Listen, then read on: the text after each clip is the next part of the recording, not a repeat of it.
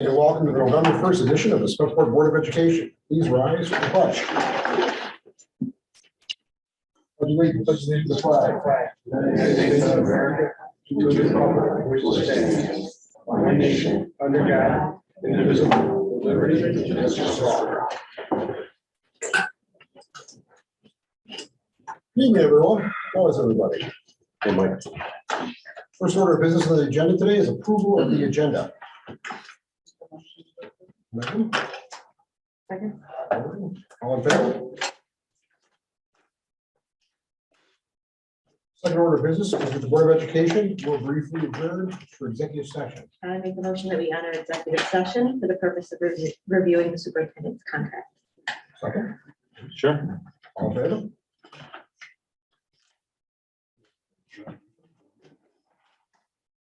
Roll call. Session. At this point, I'd like to make a motion to accept Kristen Swan's superintendent contract. Second. All in favor? Joe, 5-0. Next order of business is privilege of the floor.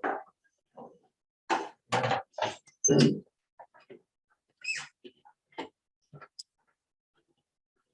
Bardine.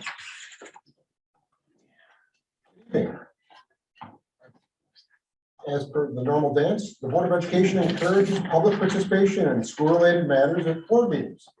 To allow for such a public participation, the board has allocated a period not to exceed 30 minutes total to be set aside during each board meeting for this purpose. Remarks must be limited to 5 minutes or less. The board may, in its discretion, require that any group or organization wishing to address the board identify a single spokesperson. A speaker may not yield his or her time to any other speaker in order to extend the time for a comment. The board is not required to, but the president and or superintendent may thereafter briefly respond to any public comments or opinions, or thereafter respond in writing. Mr. Murphy, the floor is yours.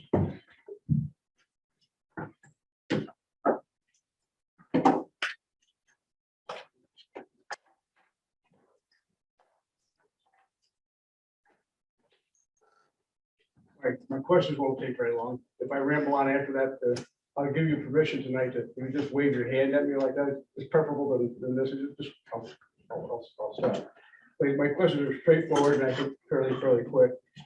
Does the school district have a formal policy concerning cell phone use in class? And if so, what is it? And number two, concerning student behavioral problems in the district. Has there been an increase in the number of events compared to previous years? And during the November 29th informational meeting, I'm asking, would you please allow for a period of public comment? And then I have some comments concerning Board of Education outreach to the community. And this is where my rambling may begin, so don't hesitate to stop me if I ramble too long.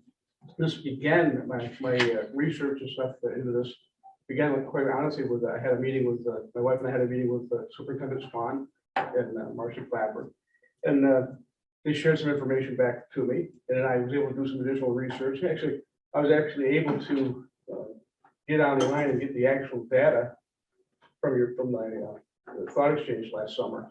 So I have all that information also. The same information that you would have brought your report together.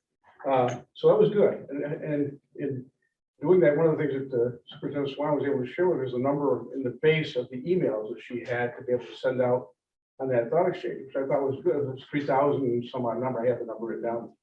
And then also that they use the portal, or the kind of called portal of the website. People could also go on there to access it. And I got to thinking about this, and I would like to challenge the board, if you will, or submit to the board that one of the things that I've been talking about a lot, if you recall, or if you don't recall, I don't know, is how do we get a dialogue going, a communication going between the community and the board. And Superintendent Swan's thought exchange, I think it was referred to as, seems like whether you use a thought exchange, but just like using the computer and the email database that you have and the website to engage. I'm going to use an example of the current capital improvement project or capital project. Or whatever. By the way, I want to make a comment on that. If anybody's curious, I'm sure they're not, but I'll be telling anybody that wants to know. I see absolutely no reason why not to vote for that on December 13th or whatever. It seems like I went into the newsletter that you put on the website today, and looked through that. I think there's 8 there's 6 schools, the district offices, the transportation, and the amount. Maybe the district office kept themselves short. There was only like $600,000 in the budget for them. But nonetheless, again, I'm not going to get into the weeds. I trust you people and the people that you hired and used to do this to ascertain what needs to be done, like boiler systems and roofs and paving and all that. It's pretty large complex when you look at the number of buildings that you have. So it's, as I recall reading in the newsletter, Superintendent Swan. I wish I could just call you Chris, and I'll still call you Superintendent Swan. Superintendent Swan pointed out in that I believe that the tax rate, if any, will be minimal increase and maybe none because of use of reserves, if I'm not mistaken. So that in particular doesn't seem to be a problem. I think there's a lot of room for the community to go back and forth on some of these type of things. I would love an opportunity, quite frankly. There's only a few people here. I don't know how many people look online. I go back and look online. I don't stay for the meetings, but I look online and watch the meetings later. But I would love an opportunity, for instance, to, in a positive, again, when you open up the community, I don't know, and myself is probably one of the biggest guilt persons here. We're not always positive in what we have to say from your side. I understand that. We have different opinions, different thoughts. But nonetheless, I would love an opportunity right now to be able to go on record on your website and say, yeah, vote yes for this. I would, but I don't have that opportunity. I have it here. But I would like an opportunity like that. But I also like an opportunity to, if I see something that I'm concerned about, like the cell phone question, for instance, came from my research into the thought exchange and seeing some of the things there. I thought, you know, it's something that's, I'm looking at the results for your, you had a 56 member committee, so looked at a lot of stuff. But I didn't see the subject of cell phone or some of the behavioral problems really addressed directly. I want to kind of bring that out a little bit and kind of focus on it. I would love an opportunity to do that back and forth on some sort of exchange, if we could have it between us being the public and you being the board. And I'm done rambling. I'm gonna wander into the sunset. You guys have a good evening. All right, thank you.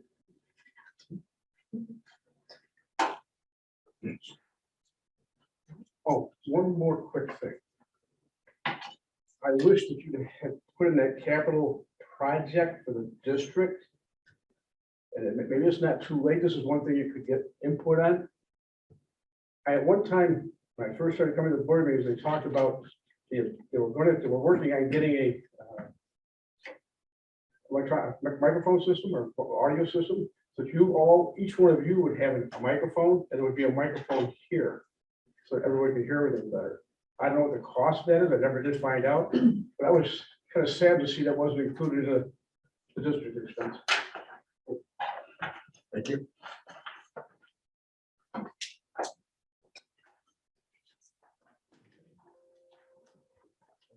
Next item on the agenda is the consent agenda. Before we move forward with consent, there is a question. It's been cleared up, Mr. Maselli. Has been clarified. It's now there. Okay, oh, there it is, yes. Are there any questions or concerns or concerning consent? I just had a question about the approval for the new club and the expenses associated with it. Is that just the stipend? It is, Lori, it's a pilot this year, so the stipend is $400 Okay. for the advisor. Thank you. Anyone else have any questions or concerns? At this point, I'd like to make a motion to approve consent. David? Megan? All in favor? 5-0. Next order of business on the agenda is Board of Education reports. At this point, I'm going to defer all comments to the next meeting. Does anyone from the board have anything? I have two quick things. One, we all got this at our tables tonight. It is announcing Spencerport High School musical that's coming up on the 17th, 18th, and 19th of November. Ticket sales just went live today for the general public, so I'm hoping that everybody will consider showing up for what will be a fantastic performance. I've been having a lot of fun helping with costumes again this year. And just parking it here that on Thursday night, there's going to be a Pops concert at the high school, West Gym, 7 p.m. It's a fun, casual concert for anybody who can come. If you don't have students that are still in the music program but would like to see what the music program is up to, this will be a great concert to show up for. I understand they're going to be playing selections from movies and songs that we can all relate to, and popcorn and concessions will be sold.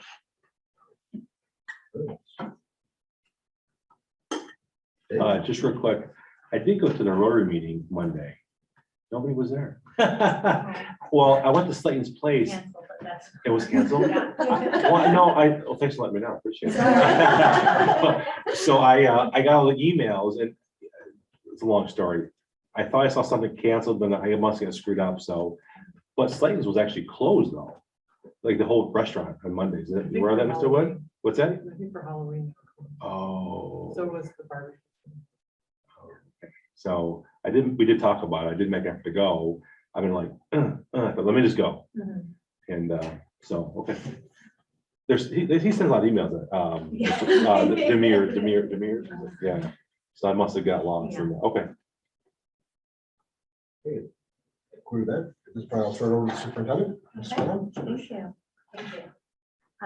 So we have a few presentations for the board tonight. As you know, over the last few weeks, we've just been giving you updates in regards to where our students are, the impact that we're seeing from the pandemic.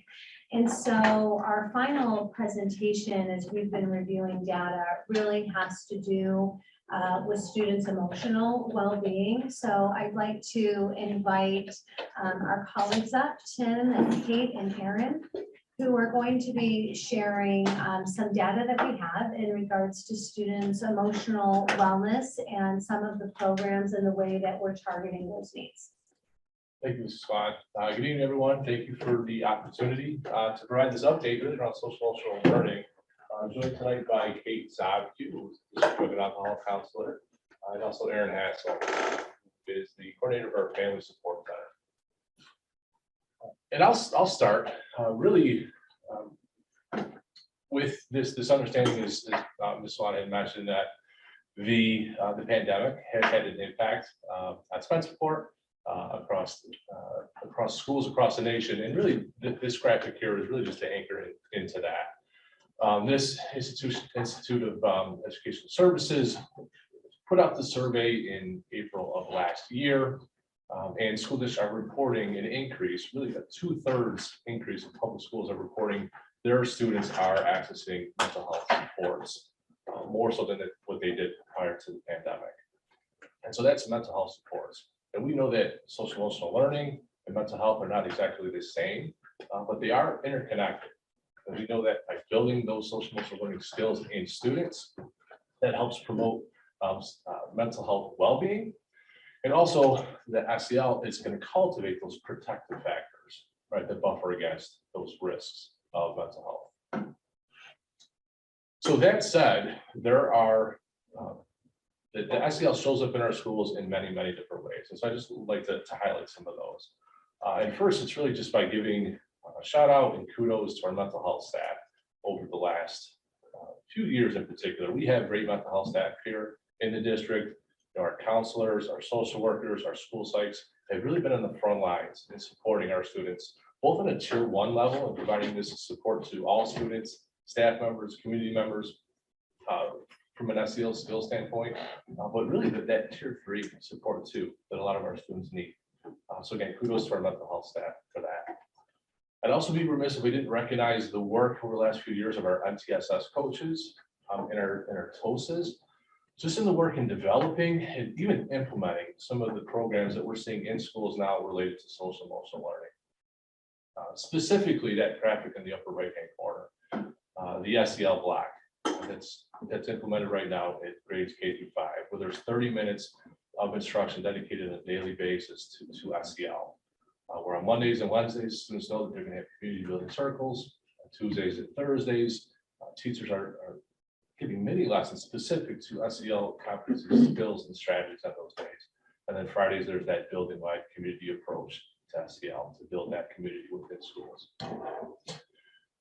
At the middle school level, our students are doing community circles and advisements on a periodic basis. This year's Source of Strength is back up and running. Source of Strength is a suicide awareness prevention program, but it's really predicated on building relationships between students who may not have had relationships in the past and relationships between students and staff members. So if there's ever the need to connect with someone when somebody's in need, those opportunities are there. You all know the impact of the therapy dogs throughout the schools, so we wanted to highlight there as well. And then also, it's been a benefit, in my opinion, to the district as well, training that teachers have received around the zones of regulation.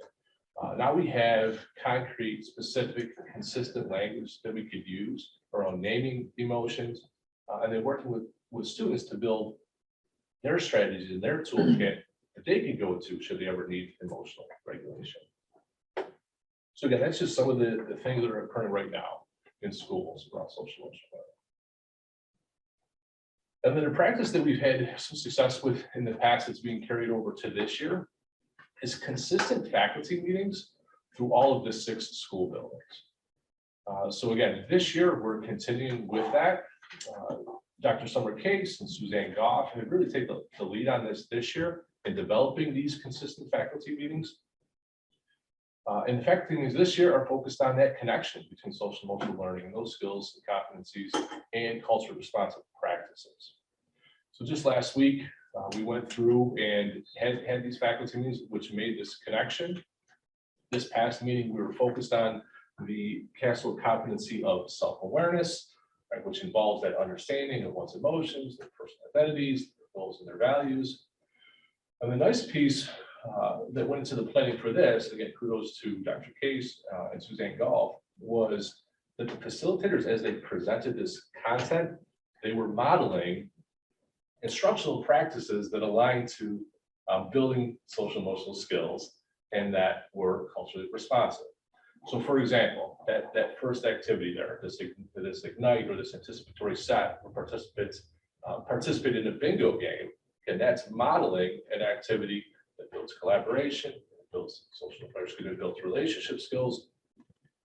So we're very intentional around what we're doing in this faculty meeting. And when we're asked, what are those strategies that could use in the classroom to promote social emotional skills and that are culturally responsive, here are some that we're using right now. So we have a chance to practice them and they could be implemented within subsequent lessons for those teachers. And we had some good feedback on that as well. And then another piece that we're looking forward to, and it's been some time of progress, is we were looking for a program or a platform to get student voice on social emotional learning. And so we partnered with Panorama Education, which you may be familiar with some of their other work. But we plan on administering a social emotional learning student survey within the next couple of weeks. So that survey has questions in there related to self-management, social awareness, and relationship skills. It is, depending on the grade level, it's between 25 and like 31 questions. We anticipate it will only take 10 to 15 minutes to complete. And we're very much looking forward to hearing student voice as it relates to social emotional learning. This is going to be our first opportunity in a long time to hear that student voice and that student perspective. So once we get those results back, very much looking forward to looking for some themes and patterns that exist there, some things that maybe the district is doing well, things that we could highlight, potential areas of opportunity that we should be focusing on. But again, that data will help us be able to inform district goals related to SEL, but also building-based and student-based goals as well. So at this time, I'd like to turn it over to Kate, who will provide some information on the youth risk behavior survey that our students and students across the county take, some prevention programs that she's involved with, and intervention programs as well. Hi, I'm Kate Zapku. I have my master's in rehabilitation counseling. I am a credentialed alcohol and substance use counselor, and I am a certified sex addiction therapist as well. So I joined, this is my 6th school year with the school district. Prior to this, my career was at Rochester Regional Health in their rehab clinic, and I was the family therapist, was my last position I held with Rochester Regional before coming over here. So I worked with family members of drug and alcohol patients of their rehab clinic. So what I wanted to share with you tonight, where I wanted to start tonight, because we were kind of talking about survey stuff, so we figured it'd be helpful to start with the Youth Risk Behavior Survey. Youth Risk Behavior Survey is through Monroe County. It's a partnership with Monroe County, and it is administered every 2 years. The latest survey was administered last fall and we're calling, the county is calling it the 21-22 report, because some of the districts weren't able to finish it in 21, so we completed it last spring. Spencerport has been participating in the survey since 2015, so we do have some good historical data that we're keeping track of. And this year was the first year that our 8th graders, our 7th and 8th graders were able to participate in the survey. Partnering with the county is great too, because we have, they give us access to a Tableau report where we can look back on the data and really analyze things based on grade level, based on gender, based on a couple different factors. So it's been a really great partnership with the county to look at trends around what are some concerning things going on with our students and where our prevention efforts will be best focused, so that we can kind of see some results throughout the years on this survey. One of the biggest things that the county is super proud about is the decrease in rates of smoking cigarettes that have happened since the survey has been around. The survey was first started by the county in 2012 or 2000. Don't quote, it's either 2009 or 2012. I apologize, but they've seen a great decrease in that, and so it's just nice historical data to see where our prevention efforts will be best, put to work. So just a couple of snapshots for the biggest one. So the photo on the left-hand side, that is actual Spencerport data. The photo on the bottom right is actually county data. But this screen really is showing the biggest thing that came out of the Monroe County report, and that we saw the same thing happening here in Spencerport, is that there was a significant increase in mental health symptoms and students reporting struggling with mental health issues with this survey. Particularly, the reason I shared the bottom graphic too was females particularly are reporting an increase in mental health issues, concentration, feeling sad and hopeless. There was an increase in suicidality, ideation. So we saw that countywide and right here in Spencerport. So the increase in the SEL efforts that we've been making this year really aligned to where the needs are, not only in Spencerport, but countywide. The good news we're touting is there has been a decrease in vaping nicotine products and vaping marijuana products. Again, this was also seen countywide and right here in Spencerport. The graph right there is just Spencerport data. However, there's a bit of a caveat with this one, and we're all being honest about exactly. Thank you. Thank you. We're all like, really? So the theory is, so I'm a part of the student assistance, a student assistant professionals group. It is essentially all the drug and alcohol counselors of all the Monroe County schools. We get together about once a month, and we support one another, and we share initiatives and different things like that. So our theory on this data is that good things, some certain good things did come out of COVID, that we think there was a decrease in the amount of first-time vape users. So we do think that we lost all of those first-time vape users, because the first time you're going to use is going to be in a social situation. So during COVID, there weren't as many social situations, there weren't as many parties, there weren't as many gatherings, a lot more parental involvement because everybody was home. So we think that we lost a lot of the first-time users, which is good. However, on the flip side, we know that our chronic users have increased their use. So the data is misleading with this one. Unfortunately, there will always be an asterisk, I think, next to this data point for the 21-22 survey, because obviously what we're seeing in schools too is that it is still alive and well, unfortunately. But that is something the county, we didn't want to shy away from it. So we'll see where this one goes. I'm curious for next year's surveys and what that would look like.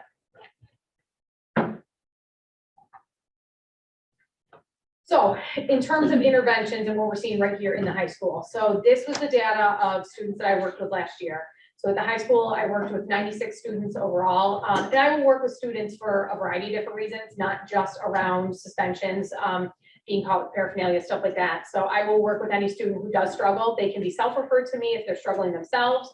I work with a lot of students that have family members that are struggling with drug and alcohol addiction. And then I work with students, like I work with a lot of the PIG groups in terms of projects for the end of the year, the current events class. I do a lot of the health class projects as well. So I'll work with students for a myriad of different reasons. 42 of the students who were involved at the high school were involved in suspensions related to drug or alcohol paraphernalia. And then 12 of those students were repeat offenders, we would say. And at Cosgrove, I worked with 14 students overall. 15 of them were involved, 15 students were involved with interventions related to use or paraphernalia. And then 7 students at the middle school were involved in more than one incident. So when a student is involved in an intervention, there's a couple of different resources that I utilize. So this year, especially if student is involved with a nicotine related offense, I'm encouraging them to participate in what's called the EverFi vaping program. And it takes about 45 minutes for them to complete and just has a lot of education around health and stuff like that. The kids report that it's a decent program. They seem to like it so far, that they're learning information. If students are involved in a cannabis-related offense, the Stanford Cannabis Education Program is what I'm using. And then obviously I work with the families around what's going on, and then make referrals to whatever appropriate outside agency if needed beyond something that I can support the student with. Question. Yes. So for EverFi, Yes. for every 10 kids that take it, how many stop vaping when they watch it? So. Or like nice. So the interesting part is, and this even goes back to my days of rehab. So people always say, how effective is rehab, right? What is your success rate? And there are not a lot of studies around that because a lot of it is self-report, and unfortunately they are not reliable self-reporters. So I'm going to tell you, every kid I work with says they don't touch anything ever again. And we know that not to be accurate. Right? So exactly. Yeah. So I don't have good data on that for you. I've never had it in my entire career. I don't know that I will ever have it moving forward as well. But they don't argue with me a lot around it, and they say that the information is good. All right. And do students, if they are caught with paraphernalia or smoking at school or something like that, are they automatically referred to you? Yes. So it's a given that it'll go to you? Correct. Is that considered an intervention? So that's an intervention. In my book, I call meaning it an intervention. Okay. Yep. They don't have to enroll in a different program or do any other activity. Yep. Okay. Thank you. So I think this is my 6th school year, I've never had a family say absolutely not, they will not speak with her, which was kind of nice. I expected 1 or 2. So nobody balks at it. A lot of the families will walk at some of my referrals where, I'll recommend, I'll say, I think the student could benefit from a drug and alcohol evaluation, a mental health evaluation. We'll often have parents not follow through on some of that. But nobody's ever said, my child cannot speak with you, which is nice. So it's a start. And in my opinion, I'm just trying to plant seeds and we will see where they go. No, I'm not disagreeing. I would agree that meeting with you in of itself is an intervention. I just didn't know if that meant intervention was more than that, or just that meeting in and of itself could be considered. Yeah. I appreciate it. Thank you. And then on the flip side, these are prevention initiatives. I usually try to start with prevention first, but it works for tonight's presentation. So, we're trying to obviously offer something to our kids K-12 because we know that kindergarten is not too early to start the conversations. I have a preschooler and a 1st grader, and we spent lots of talking last week about Red Ribbon Week and, again, age appropriate stuff, but it is never too early to start the conversation. So this is the Red Ribbon Week initiative that I put together for this year. And this was, again, district-wide K through 12. So every single day there was obviously a dress-up theme because all the kids like that. But there was also a performable, again, trying to connect, making healthy connections to our community helps us to make healthy choices later on in life. So that's been kind of the big theme the last couple of years. So that was our Red Ribbon Week. And the kids it was a nice week last week. We obviously, Spencerport is very big on their program. It's been a great program to partner with Ogden PD. They've been fantastic throughout the years. This year, we're actually also doing a pilot program with the fourth grade, a couple of fourth grade classrooms. There's each team leader in all the fourth grades in all the buildings is going to be piloting a Too Good for Drugs program. Too Good for Drugs is an evidence-based program around making good choices around drug and alcohol, healthy activities, good self-esteem. And we are partnering with DePaul, a woman named Bridget DeRollo, who's been with DePaul and National Council on Alcohol and Drug, National Council on Alcoholism and Addiction Dependence, Rochester area. Got it. So we're partnering with them. They have a grant and they can provide the program for free to our district. They've been using it in a couple other districts for the last couple of years, and I've heard nothing but great things. So we are looking to start that the third week of January. Really excited about that. We've got 4 fourth grade classrooms. It's a 10-week long program with a 40-minute session that Bridget will be providing to those fourth grade classes. So hopefully all goes well. It'll be in all fourth grade classes moving forward after that. Why fourth grade? So DARE is in 5th grade. They do actually have a curriculum. It starts grade 3, right? So there is a curriculum for it, grade 3 and up. 4th grade, we met with the principals this summer. We met with Ty and Kristen and Tim. And, through that group meeting, it was decided that 4th grade would be a great spot to put this in. I'll put a plug. I don't know if you'll kill me for saying this. They do have other programs going up. I'd love to see it in 6th grade because that's a spot that we don't have a ton in there just yet. So I'd love to. So if all things go well, it's a nice program that year after year it can build on the curriculum. They don't repeat. They build off of each other. So yeah. Next one on there is Kids Escaping Drugs. So Kids Escaping Drugs is a program that was running when I started here.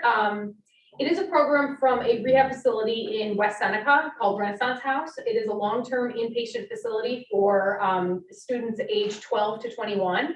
It is a 75-bed facility, and they have a program where they work with the students, train them on public speaking, and then they have actual kids who are going through that program or alumni of the program come in and share their life story with our students.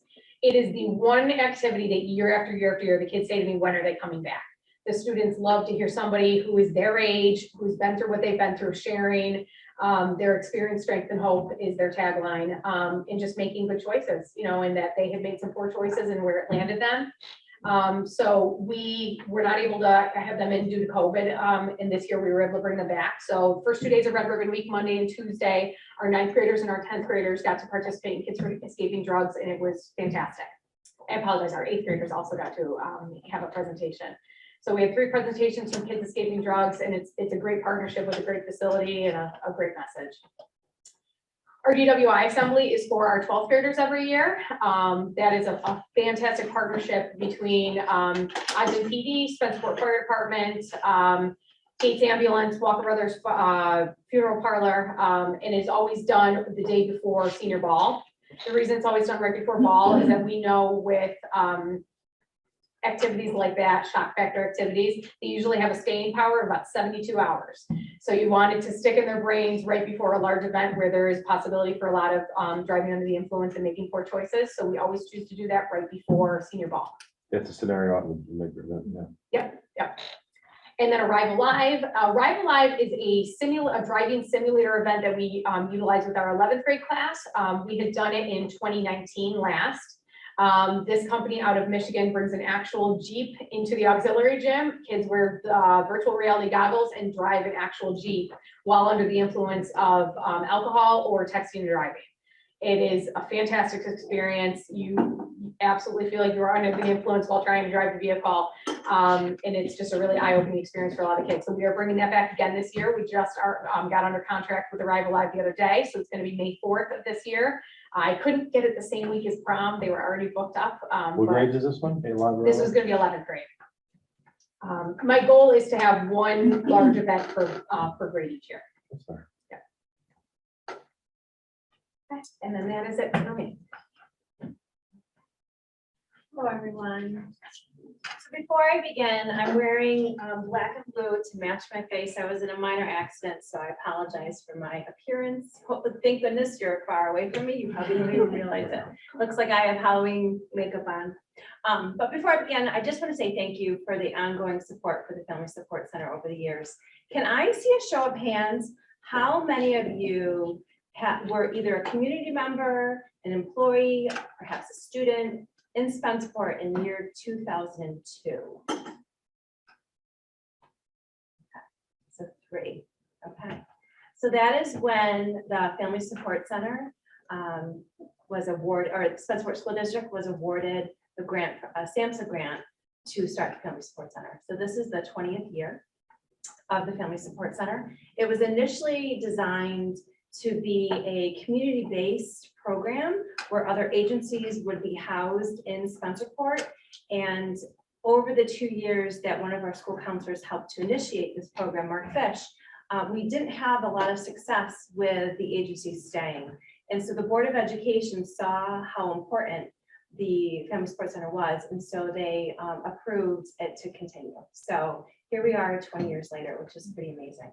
I only have data starting from school year of 2004 to 2005. So I have the mission statement, it's on the website, but basically it has changed over the years.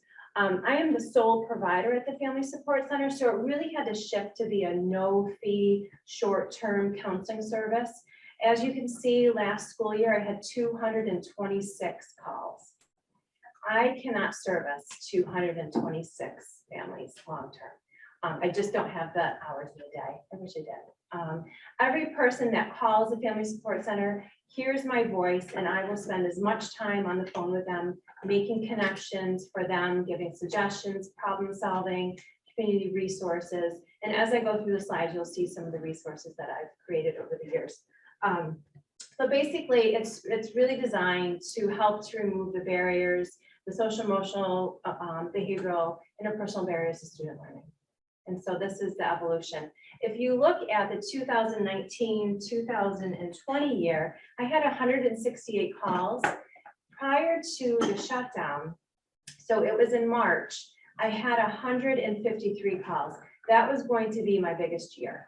And so if we didn't have the pandemic, I don't think you would not have seen the dip for sure. But the Family Support Center has been here for so long that I'm not seeing a huge increase of call volumes because of the pandemic. It's been here, so families utilize it, staff utilize it, community members utilize it.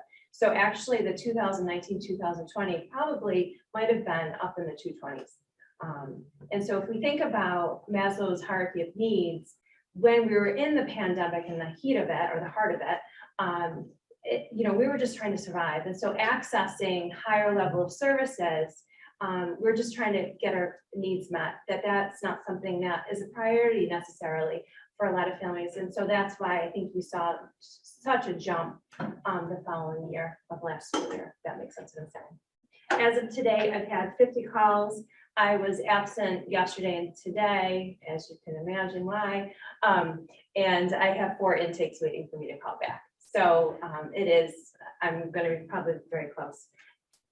Switch the slide. So here's the history, just for information. So again, as I said, fall 2002 is when it started. The board decided in 2004 to continue the program.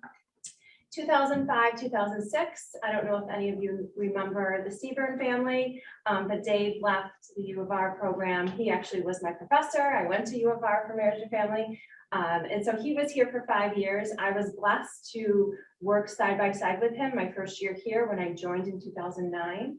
Initially, between 2003, when we started seeing families, to 2009, this was a training site for marriage and family trainees, graduate students. It was also a training site for they were not licensed, mental health counselors and fellows from, I think from all of the different schools in our area. But 2009, New York State said this is not an OMH site, so you can no longer use your hours for your licensure here. And so that's when the district made the decision to hire a second provider, and that was me. So I joined in 2009, so this is my 14th year of starting, and it has shifted since I started. There were 2 providers, and then when things shifted in our community, we had to reduce the staffing to 1 provider. And so that's why it really shifted to short term. So Erin, how long has it been one provider? So, do you know? off the top of your head? We shifted 2011, because Rick Platt was with me for a year. Thank you. And so part of my role, I wear many hats here. So part of my role clearly is to use my clinical services as a marriage and family therapist and a registered play therapist, but I also do a lot of professional teaching and learning classes. And so I have, these are just a collection of classes I've taught over the years. I feel very blessed to work for Spencerport because education and that higher level of learning has always been a benefit for me because I love to learn. So through my time here, I turnkey as many trainings that I attend as possible.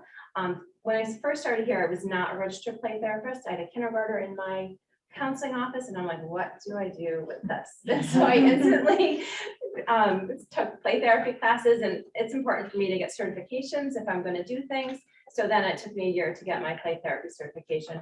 I'm now a supervisor in play therapy, so I can supervise other people who are looking to be trained in play therapy. But I turnkey. I attended the UB Care and Counseling Certificate Program, so I started teaching trauma sensitive classroom, and that really started in 2017.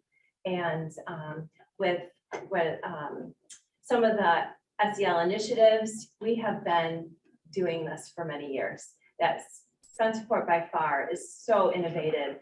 It has such innovation for social emotional learning that we've been doing a lot of zones of regulation since I started here.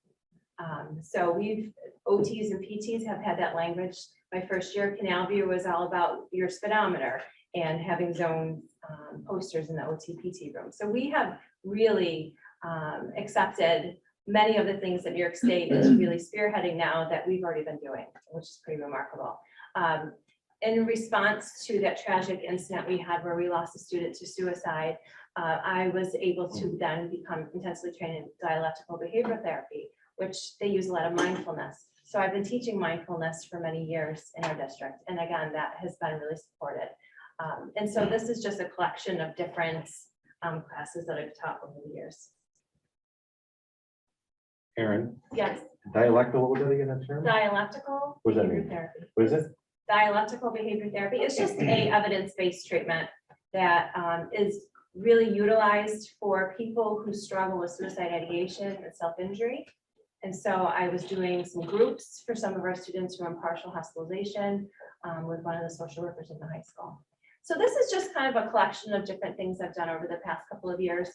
To your right, there's a picture of my daughter and I when she was in 2nd grade. She's now taller than me in the 9th grade. So in 2015, I was awarded a Ronald McDonald House of Charities grant, which gave me a mobile play kit. So I don't know if any of you have seen me with this huge wagon. It's right in the entranceway to the back door here. It's stationed there now. That's its home base. And so every year I have 5 students who I do intensive play therapy with weekly. If I'm in school and they're in school, we see each other. This year I've shifted a little bit and now I'm doing more of a trauma-based treatment with them, that I'm doing EMDR, which is something I'm certified in. And so I'm doing that in the school with 5 students in our buildings. Over the years, I have been to all the buildings. Last year was my first year. I was in all 4 elementary buildings doing play therapy. So this year I realized it was a lot because by the time I pack up my bags and pack up my vehicle, drive to the school, I'm back. That this year it's on Mondays and I'm seeing 3 Canal View students and 2 Taylor students. So Erin, so for the play therapy, Mhm. the play is just a vehicle to be able to talk to you? Yes, Yeah. play is the first language to Yeah, children. yeah. So I have 3 kindergartners, a 2nd grader and 3rd grader. And if we were to look at tier level behaviors, they're all tier 3. And they all meet criteria for needing some trauma-based work. And so, and they're fantastic. So And that you is support them something, for the whole year? Or is it Yes. just a short, okay. full school year. They're my 5 long-termers. I hate to call it that way, but I call my play kids. And so I just feel really blessed that I'm able to do that.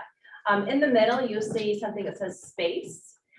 This year, I'll be intensively trained in the SPACE program, which is an evidence-based treatment for parents of students who have anxious behaviors. SPACE stands for Supportive Parenting Anxious Childhood Emotions. And so parents are paying across the country about $900 to do this group. They're having access for it free through, myself and Jean Casito from MUN, we're gonna offer a parenting group in January. So it's gonna be a pilot study, that it's gonna be an 8-session, 8 to 9. I'm not getting trained until November, so I can't really speak as much, but I put together a flyer. I have a brochure that I put together, but it's something that I will be offering, and then hopefully we'll have multiple groups, because I feel as though we live in an anxious world and our parents need as much support as they can have. And really what SPACE is about is teaching parents how to be supportive of their anxious children and then to stop making accommodations for those anxious behaviors. And so it's a really non-judgmental, a great program that came out of Yale, and it's showing as much evidence to other treatment modalities with students. This is a non-student program. Next to the top left is a virtual calming room. I checked it today at 5:50. There's 15 people on it, but I've had 35,000 users since I created it in December of 2021. So Jess Stillsby found a virtual calming room and said, hey, do you think we could do this? And I had some time. I'm like, let's figure it out. And we did. And so 35,000 users. You did a great job with that. Oh, thank you. I thought that was like a subscription service or No. something that the district had to apply to. No. It- Google's like, Yep. so. Good but, job. Very helpful. So I had a lot of support from Fausto and Lynette, and so it was really helpful. And at the bottom, you'll see mindful moment. So in response to the high level of stress and need for our staff, in 2020, 2021, I created Mindful Moments. So it's my voice recordings over 70 different mindfulness practices. That's unlisted because I probably broke as much copyright law. I don't know, I probably shouldn't say that. We recorded. But it's on the virtual calming room too, the link. It's just because I have music in the background and I have beautiful nature pictures. And so that has had over 2,700 uses, which I think is really helpful, that staff use it. And so last year, or 2 school years ago, I would send it out on a Monday. They'd have it all week, but now everyone has to play us the full collection. And the last but not least, the bottom one is a study guide. And so Jess this summer said, hey, do you have a study guide we can send out? So I did not, so I created this, and so now there's posters all over the high school for our staff and our students. So these are just some of the things that I have done over my time, and last but not least, I don't know if any of you have looked at the Family Support Center website, but it has a collection of multiple resources. I try to update it at least once a year to make sure all the links work, but I have 17 different subpages. And so just a whole host of one-stop shop of resources. I know I had to do an unfortunate call to Child Protective, and I'm so thankful I had the form right on there, the address where to mail it to. So it's helpful that we don't have to search, it's all on the website. And again, I have to thank Lynette, she taught me how to use it, and so. So I have 2 questions. I've known you a long time, so I put you on the spot. okay? Yeah, that's okay. So did you really get in an accident? I Seriously? did. Oh my Yes, God. yeah. Yeah, I know. Saturday evening, yes, I was the only one injured. Oh, It could have been far worse. yeah. So. So of all those bullets there, if you had the screen before, all those bullets you do. So besides being a great mom and a great wife, of those right there, which one do you think you do the most of all those bullets? From like this, Yeah, next to your face there, there's 12 bullets. oh, okay. What do you think? What's your biggest? Anxiety. Is that right? Yeah. Okay. And the second question is, That's 3. well, the first one was a inquiry. Okay, so the other question is, of all your work, the most energy, high school, middle school, or elementary school? Which one? And just in Accesses. general, whatever you're doing, would you put it in the high school category, the middle school, or elementary school category? I would say I've worked really hard to boost the elementary level. And last year I actually wrote down, sorry, somewhere, here it is. Last year, I actually got the elementary build, as of this year, 28% of my intakes were from elementary. And to me, that's where we really need to start is elementary, so we could do some prevention before high school. Typically, every year, high school is usually my biggest pie chunk of intakes, just because it's at that next level and More stuff. more stuff, Yeah, yeah. and they have to graduate, and Yeah. so a lot of pressure there. But boosting up the elementary to me is the most important. Yeah. No offense to middle school or high school. But I think just planting the seed and just, and I feel as though I've made really strong connections to all 6 buildings with the administrative staff as well as the counseling and mental health staff. It's nice because this program has been here for a long time, and I've been here for 14 years. So I started when my son was in kindergarten, and now he's a freshman in college. So it's, I have to have a different marker now. He's just gonna keep getting older. Any other questions? I have a question, but it's about the Panorama. Thank you. Student, thank you, Erin. I hope you're feeling better. Oh, thank you. Thank you. The student-based survey, is it knowledge-based? What do they know, or how do they feel? Yeah, they feel. Okay. No right or wrong answers. It's there. So with those survey questions too, so we sent them to BSK just to take a look at them, and then we're hoping to hear back on Friday, and then I'll provide an update to the board and use them. I was just wondering if it was going to be different data than what we received for the, with the county. The youth at risk, yes. Yeah. Yeah, there are different questions. Yeah. And those questions are really geared to the castle competencies, those 5 different areas. So that gives us some really helpful feedback, knowing that we're utilizing castle for our SEO. Have you received, this is a totally off the cuff, I don't expect you to have data on it, so to be clear. Is there any indication of an honesty scale? Do you feel like you're getting a true representation? With the youth at risk or with? I think I'm thinking more of the youth at risk. That's me. No. No, I mean, it's almost similar to Dave's question from earlier is, there's always going to be, so students don't believe that we don't get the data. That's why I'm asking, yeah. No, students exactly. don't believe that we don't get the data, so it's certainly skewed, and we just do the best. They that do we can some with it. questions where they'll ask the same question in a different way Yeah. to check some validity. So they do have some validity check marks, but it's, again, I'm not Understood. criticizing Yeah, no. the data. I'm just wondering, like, sometimes when you ask those questions, is it more, are we skewing a little low? Are we skewing, What I will say, so there was a lot of discussion during COVID and during lockdown, because last year we had students doing remote work, and were we going to allow remote students to take it because we don't know if they're being supervised. And sometimes being supervised, like if you've got a parent looking over your shoulder, your answers are going to be a lot different than if you're doing it independently. absolutely. So we actually decided not to allow remote learners to do it last year. So it was only for in-person learners. Yeah, and you're right. I don't think that, especially younger kids is different, but older kids think, oh, you're getting data, you don't do this. Yeah, so I appreciate that. Thank you. If anybody wants to see the full county study as well, I have all of our Spencerport data, and I do have the full county report that I can email to anybody if anybody would like to see the full report too. thank you. Thanks, Thank Erin. you. Thank you. Have a good day. Get well, Aaron. Then move into the strategic planning, and I think it's a good segue into, because as you know, we've also been talking about the impact of mental health even in our strategic planning.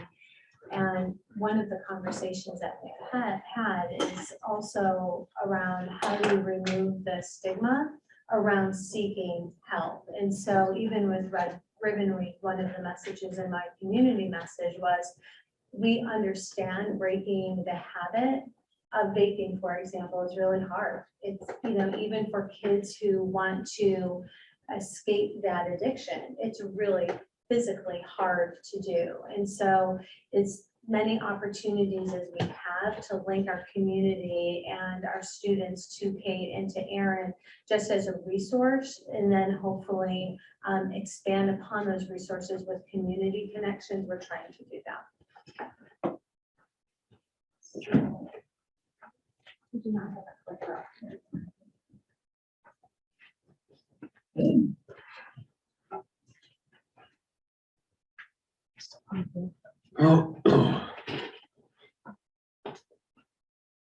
So I wanted to give the board an update on our strategic planning. Mr. Bardina talked a little bit about it in his privilege of the floor, but I wanted the board, I know some members did not have the chance to come to our stakeholder meeting, so I wanted to give an update as to where we're at. So if you remember, during our administrative retreat, we had Dr. Kevin McGowan come and he had talked about the process a little bit. And this is a process through NISCUS, the LEAP program. And again, we're really working to first gather feedback, anchor our conversations and our decisions in that, then looking to develop mission, vision, core values. And once we had that information in somewhat of a draft but solid place, moving into what we started to identify were key priority areas. And again, that was all based on the information that we received from our community, then designing an action plan, and then determining how we will compile the plan and report out to the Board of Education. So that's the process that we're using.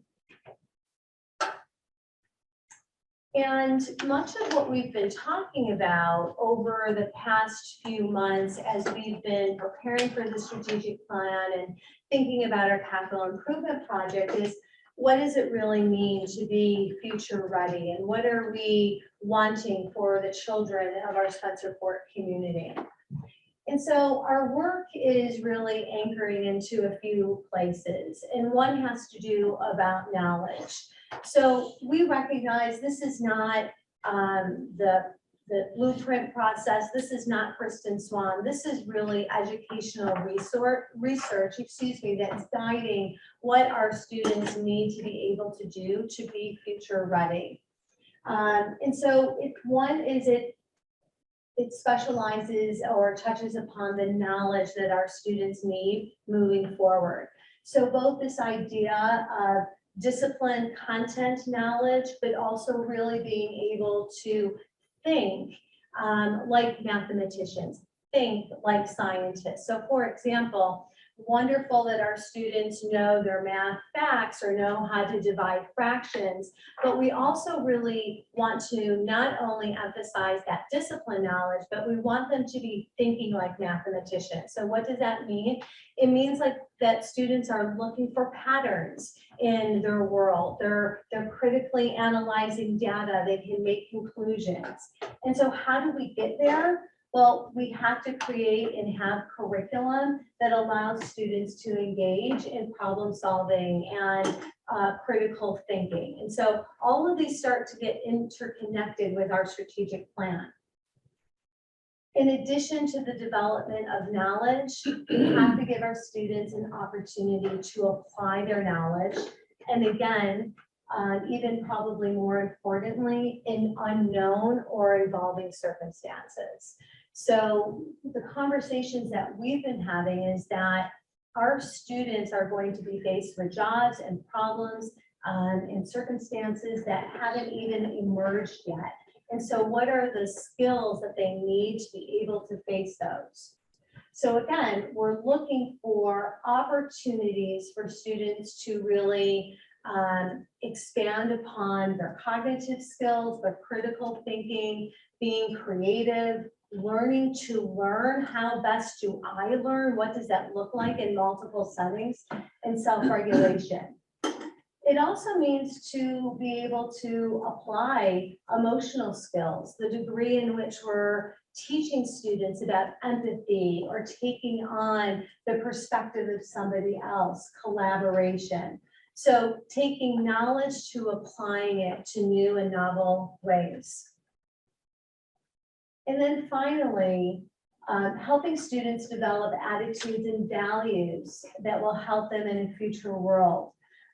So understanding their own internal motivations, what's motivating global issues, the development of trust, respect for diversity, equity, many of the societal things that we've been talking about and presenting to you as we've presented data over the last few months.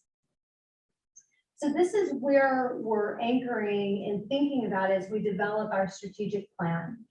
So where we're at as a school district is we've really worked to define our mission. And I'm just going to call up what our draft mission is right now. So through our thought exchange, through the work of our administrative council, through the work of our stakeholder meeting, which had about 60 some community members, our draft mission right now is the Spencerport Central School District will provide all students with an individualized, holistic, and inspiring experience that prepares them for the life as critical thinkers in a global community. And again, that answers really, why do we exist? What is our purpose here? In regards to our vision, so if we're fulfilling that mission, what should our district be? And again, our collective efforts had come up with the ideas that we will be a model school district and providing a welcoming, equitable, inclusive, and innovative experience for all students and staff while serving at the center of a collaborative community. So these are our draft statements. I will share with you at our stakeholder meeting, so that large meeting at the end of September, our stakeholders were able to give feedback into our draft mission and our draft vision. We're going to take that feedback tomorrow as an administrative group, look at it critically, and decide if there are some tweaks or revisions that need to be made. So for example, one thing that came out of our stakeholder group and our thought exchange was neither in our draft mission or vision do we have the term education. And we need, your school district, we need to have that term. There was also some questions about what does a holistic experience mean? If I'm a stakeholder member and I can't define that readily, then it's not defined enough. That mission isn't set yet. So that'll be some of the work that we're going to take that feedback from the stakeholder group and start to define some of the details in that. So these are the three priority areas that have emerged. I've shared this before. Again, the student experience, a connected and collaborative environment, and academic excellence. And you can see some of the qualities that we're looking for under those three broad priority areas.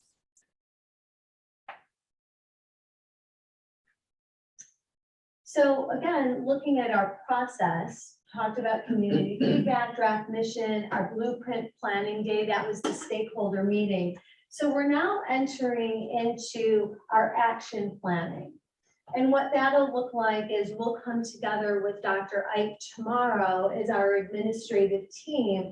We'll start to solidify mission, vision, our core values, and then we're going to start looking at those priority areas and all of those qualities, and we're going to say, okay, what needs to happen to ensure that those qualities are being addressed? The stakeholder group provided me feedback and said, we'd like to be able to come back together as a stakeholder group, maybe after this time, and have another opportunity to vet some of the ideas that the administrative leadership group worked on. So I'm actually going to develop another opportunity before this to pull our stakeholder group together and to continue to vet the ideas through the larger community. So this is just an example of what we will do tomorrow. So this is the student experience. And so again, our focus at our stakeholder meeting was what needs to happen to address this student experience. And the stakeholder group that was assigned specifically to that domain came up with an objective, which is in orange. And that stakeholder group said, what needs to happen is that we need to create a positive and accepting environment that meets all students' needs. And these were the ideas that they brainstormed, but you can tell that they're just really in draft form right now. So as an administrative group, we're going to try to qualify that. So what exactly needs to happen to the physical and emotional safety? If you look down here, this I thought was an interesting one as well. Building systems that allow for adults to be proactive in supporting students with SEL and academics. Example, looking at your schedule differently. So one action item that the administrators may come up with is, do we have to do a schedule study? Is our schedule at the secondary level, at the middle school level, allowing for enough touch points and enough academic support, social emotional support for our students? So we're going to start to take all of these ideas and start to operationalize them and put some language around that. And then those operational ideas will go back to the stakeholder committee. So where we're at right now, again, I've shared the development of the why. We're moving into solidifying the what needs to happen in those 3 priority areas, and then developing the how and the when. And again, you can tell that this is a rather complex process that requires some give and take and going back to different groups and different voices during the process. So I just finished again. I wanted to make sure that there was an opportunity for dialogue at the board level with this quote that I love. A goal without a plan is just a wish.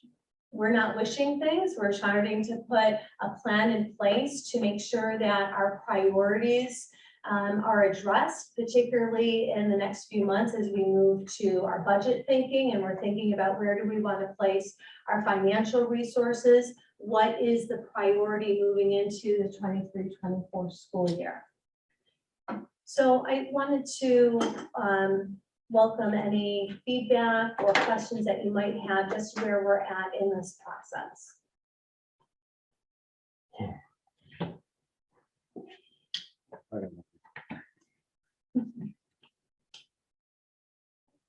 Thank you very much. Thank you, yeah, appreciate it.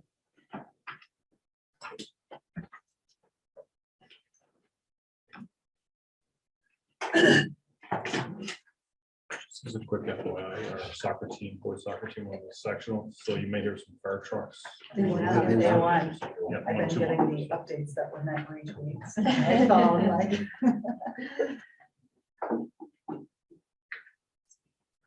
2. 2-1. At this point, this concludes the meeting evaluation. Does anyone have any?